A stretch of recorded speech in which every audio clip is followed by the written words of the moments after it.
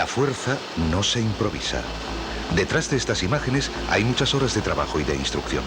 Un programa sostenido de entrenamiento en el que participa una organización muy compleja integrada por militares profesionales y del reemplazo. Cada uno en su sitio, cada uno con su responsabilidad.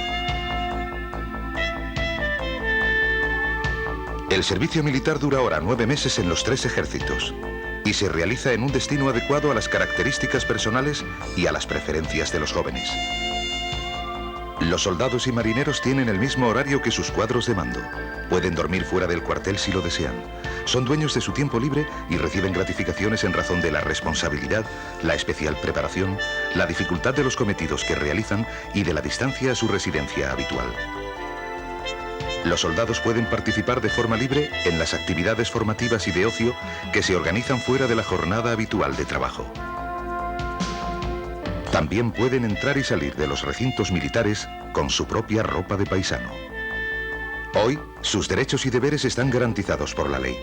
Y en caso de no sentirse atendidos en sus reclamaciones, pueden acudir al máximo responsable de personal de cada ejército, o en su caso, directamente al defensor del pueblo si consideran que no son respetados sus derechos. Además de cabos, soldados y marineros del reemplazo anual, hay otros jóvenes, hombres y mujeres, que han optado por ser auténticos profesionales de las Fuerzas Armadas.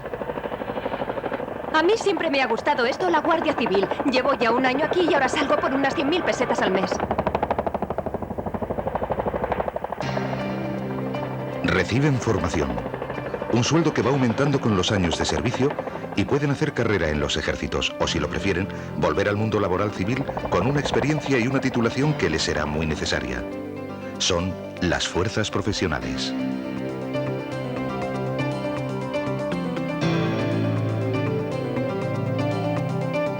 Junto a estos profesionales, otros militares, oficiales y suboficiales y miles de civiles trabajan en una gran tarea colectiva, la defensa nacional.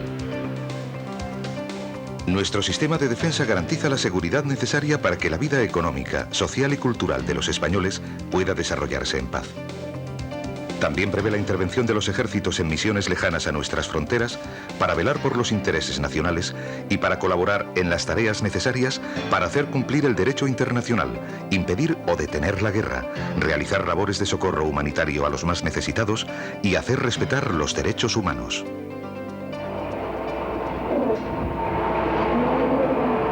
El comandante de vigía se metió además con una pericia increíble en el medio del barco español y de la lancha canadiense, fantástica maniobra.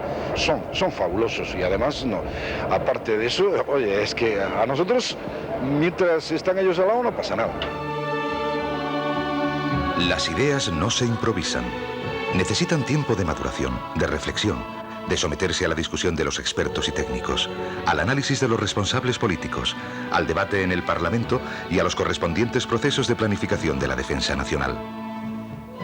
Toda esta organización se ha tejido paso a paso durante años con imaginación, entusiasmo, trabajo y la voluntad de muchas personas que han desarrollado el importante acuerdo tomado por el Parlamento el 27 de junio de 1991. Aquel día, y por primera vez en nuestra reciente historia, una amplia mayoría de los diputados aprobó en sesión plenaria del Congreso un documento en el que se marcaron las principales líneas de lo que habría de ser el modelo de nuestras Fuerzas Armadas del futuro. Nuestra fuerza para el siglo XXI. Y estas fuerzas han de estar constituidas por un menor número de efectivos dotados de material moderno y con militares profesionales, complementados por soldados y marineros del reemplazo que realicen un servicio militar más corto, hasta hace poco duraba 12 meses, y que lo realicen en las mejores condiciones posibles. Yo no sé cómo era antes la mili, pero desde luego todo eso que decían no se come mal, te tratan correctamente y todavía puedes aprovechar para aprender cosas que de otra manera. Yo quería sacarme el carnet para camión y de momento me ha apuntado a un curso de electrónica. Si lo saco tendré un certificado del INEM, que nunca viene mal. En las Fuerzas Armadas, los estudios realizados se acreditan y certifican, y las tareas realizadas pueden además ser reconocidas como prácticas oficiales por el sistema educativo general. El desarrollo del acuerdo de 1991 nos permite disponer hoy de unas fuerzas armadas de carácter mixto, como Alemania, Francia o Italia, adaptadas a las características de la sociedad actual y en condiciones de cumplir con eficacia las tareas que, de acuerdo con la Constitución, les asigna el gobierno. Cuando este programa de modernización esté concluido, los ejércitos necesitarán muchos menos cuarteles y en total tendrán un número de efectivos de 180.000 militares, la mitad que en 1984. Más de la mitad de ellos serán profesionales. Los medios no se improvisan. Los sistemas de armas requieren estudios e investigaciones que pueden durar años. Las complejas tecnologías son difíciles de obtener. Los recursos económicos y los procesos de fabricación son costosos y a veces solo están al alcance de las potentes industrias de países muy desarrollados. Ideas, medios, organización y fuerza que solo se consiguen cuando la voluntad nacional de defensa, basada en el acuerdo de las fuerzas políticas de la sociedad y en el respaldo de los ciudadanos, es firme y decidida. Para ello es necesario que el pueblo, depositario de la soberanía nacional, sea consciente de la absoluta necesidad de tener un sistema de defensa eficaz. La fuerza que hay que tener.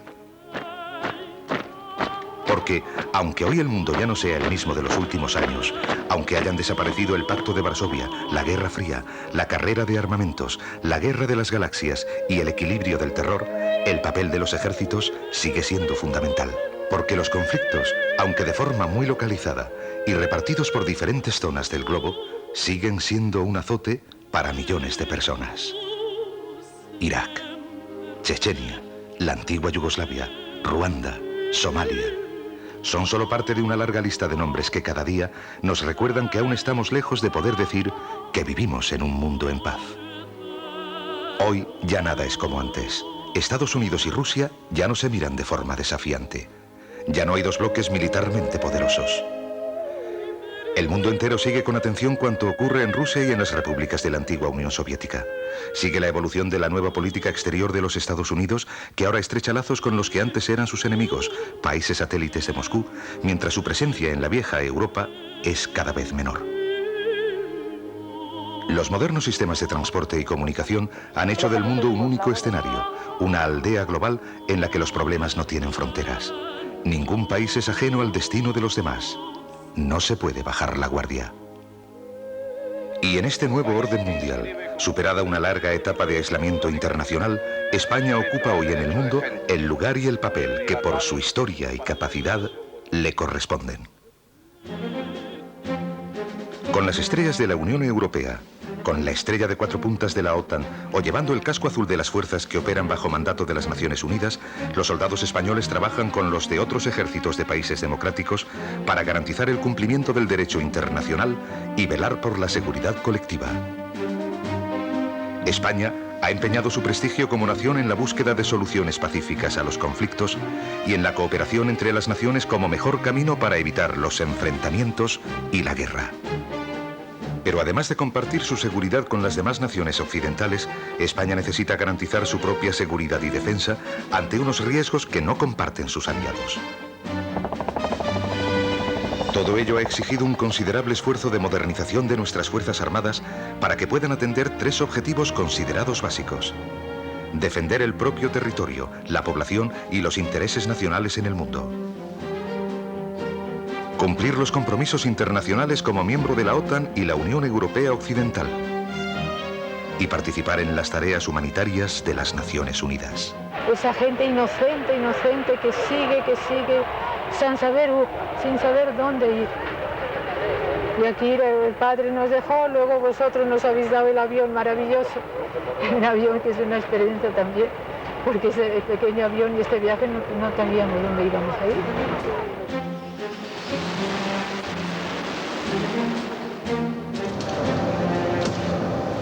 Una de las mayores alegrías que he tenido en mi vida militar como oficial de Naciones Unidas fue conseguir que la guerrilla salvadoreña entregase las armas. Aquella guerra era horrible. El país llevaba varios años desangrándose. Han pasado 4 años desde el acuerdo parlamentario de 1991. Y lo avanzado hasta ahora es mucho. Las Fuerzas Armadas del 2000 ya empiezan a ser una realidad en el horizonte.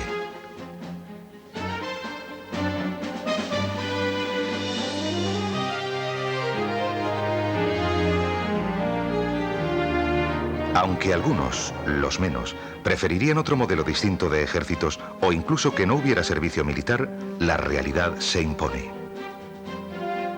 España no tiene recursos para pagar unos ejércitos formados exclusivamente por soldados profesionales. Y a esto hay que sumar el efecto del descenso de la tasa de natalidad que se viene produciendo desde el final de la década de los 70, lo que hace imposible pensar en cubrir todos los puestos necesarios solo con aquellos jóvenes que eligieran la carrera de soldado frente a todas las opciones profesionales que la sociedad ofrece.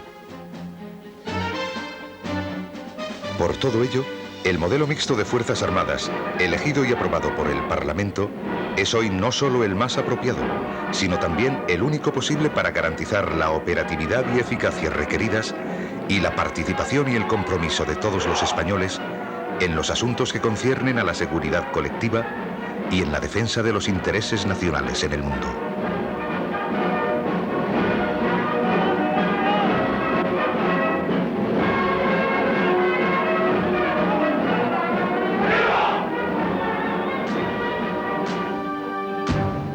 El modelo mixto de Fuerzas Armadas es, en definitiva, la fuerza que hay que tener.